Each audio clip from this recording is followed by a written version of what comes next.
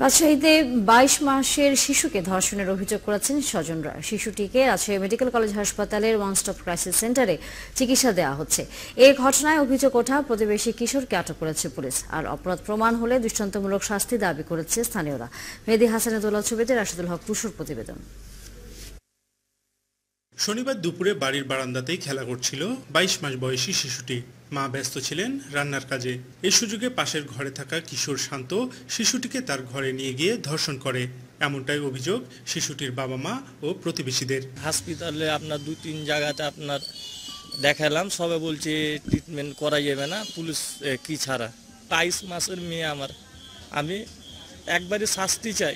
ওরা আমাকে নিল, আমিও নিলাম।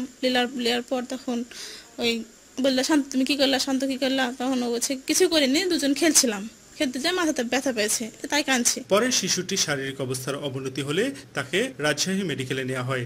চিকিৎসকরা জানান, শিশুটির পুরো শরীর জুড়ে প্রচন্ড ব্যথা, সেই সাথে চরম আতঙ্কিত সে।